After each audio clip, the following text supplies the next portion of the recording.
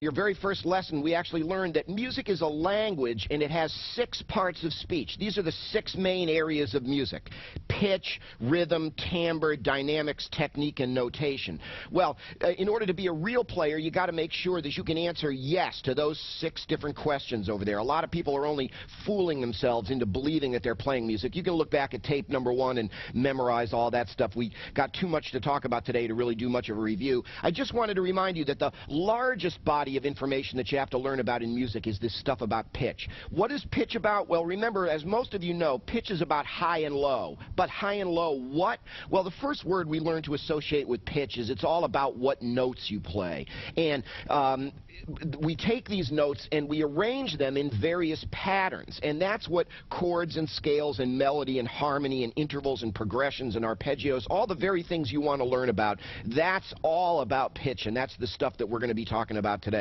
Okay, let's flip the page here, and the first thing we're going to do with pitch is we're going to get just a little bit scientific about it.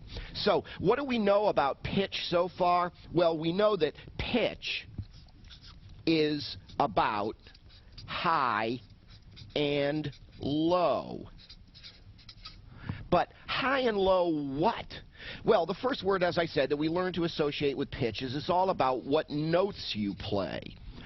But the other big word that you want to learn to associate with pitch is the whole concept of frequency.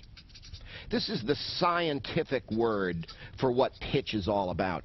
Now, some of you might remember a little bit of this from science class at one time or another. You know about sound waves, and you know that everything that's making noise is vibrating, and it's sending out waves through the atmosphere. Well, in a sense, that's all your guitar basically is. It's just a sound wave generator. It just generates sound waves, and you can very specifically control the frequency. And what is the frequency of the sound wave? Let's say I play this note on a piano keyboard. This is a low-pitched note, isn't it?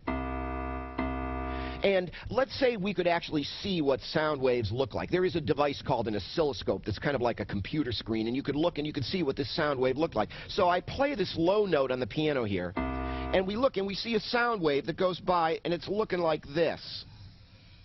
And this sound wave is traveling in a specific direction. Let's say it's traveling in this direction, right like this. Now, what they'll tell you the frequency of the sound wave is the number of wave peaks. Why the peaks? Well, it's just a convenient place to measure from. But it's the number of wave peaks that pass a fixed point in a certain amount of time, and maybe that fixed point is your ear. So let's say there's your ear right there, and the sound wave is entering your ear. Frequency is the number of waves that enter your ear in a certain amount of time, usually measured in cycles per second or in units called hertz. Now, at one moment we're hearing this low pitch note like this, and we see a sound wave that looks like this. Now, the next moment, let's say I play a high-pitched note up here on the keyboard. That's a high-pitched note, isn't it? We look back at the oscilloscope again, and we see a sound wave going by that looks like this. Now, obviously, these wave peaks are much closer together than these are. Looks like it's somewhere in the vicinity of about 10 to 1 here. Now, so what that means is a lot more of these sound waves are going to bump into your eardrum in a second than these are up here. So this would be considered low frequency, and this is high frequency. And low frequency means low pitch, and high frequency means high pitch. So it's all about how far apart the waves are from one another that determines the frequency of the sound.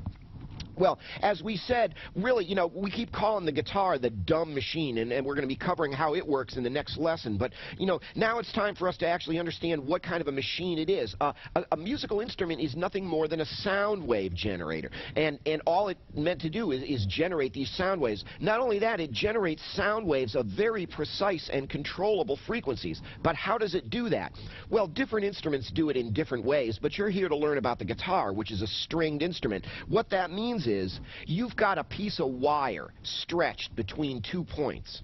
And what you do is you pluck that wire and you cause it to vibrate back and forth like that. Those are the vibrations of the string.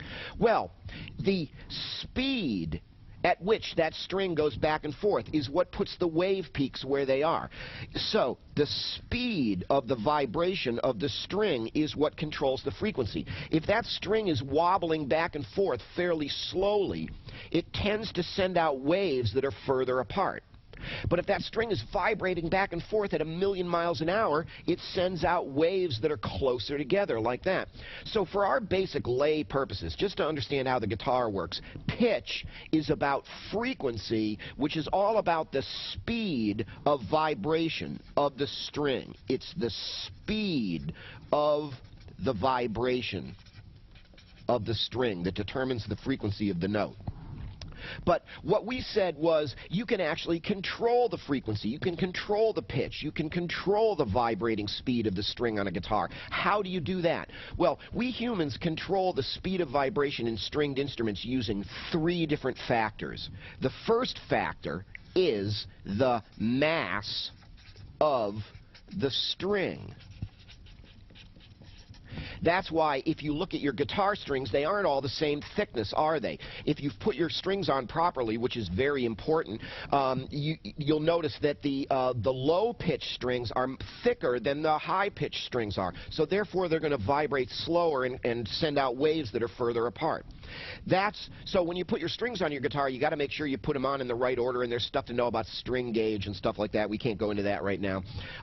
Now, that's factor number 1. What's the second factor that we use to control the vibrating speed of the string? It is the tension that you stretch the string to. So that's why you've got your tuning machines on your guitar up there. These are these things that you tighten and loosen the strings with, and that's what tuning the guitar is all about. Just a quick word about tuning, too, if I haven't mentioned this before. The best way, and really the only way that you're going to want to think about tuning your guitar is get yourself an electronic tuner. And my recommendation is get yourself an electronic chromatic tuner, an auto chromatic tuner. And we'll be talking about this later in the program, but that's really the only way that you're going to want to try to tune your guitar. Tuning the guitar by ear is just too difficult for beginners, and you will waste too much time and not get the result you want anyway. So get yourself an electronic chromatic tuner and be done with it right there. So that's what tuning is. That's the second way that we adjust the vibrating speed of the string, is by tightening or loosening them to certain, shall we say, culturally agreed upon, pre-prescribed vibrating speeds, and that's what tuning your instrument is. But really, it's factor number 3 down here that's really the big one when it comes to actually playing songs on your instrument. The third way that we manipulate the vibrating speed of the string is by controlling the length of the string. And people go, huh? Wait a minute, how does that work? Well, I'll show you on my guitar here. It's moment by moment, it's the length of the string. How do you actually play different notes on a guitar? Well, what you do is you move your fingers around on the neck of the guitar on these things called frets. I'm moving my fingers around up here. What am I doing when I do that? Well, I'm changing the length of the string. Hi, I'm Scotty West, creator of the Absolutely Understand Guitar Video Home Study Program.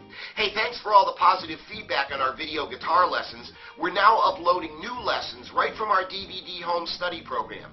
Each lesson is 70 minutes long, but we've chopped them up into 10-minute chapters to fit on YouTube, so each lesson will have 7 chapters.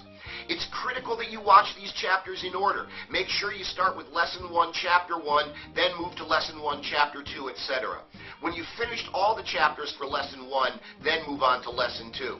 Hey, some of this stuff you might already know, and some of it's a little dry. You're going to wonder, do I really need to know this stuff? The answer is yes. Each one of these chapters contains little gems of information that nobody's told you yet, and these are the missing pieces that are preventing you from seeing the big picture. Don't cheat yourself out of these valuable realizations. Stick with the program. Also, consider our complete DVD home study program. Our high-resolution DVD video is much better than these fuzzy little YouTube clips, and you'll also get all our cool printed material, too. So good luck with your music and enjoy the lessons.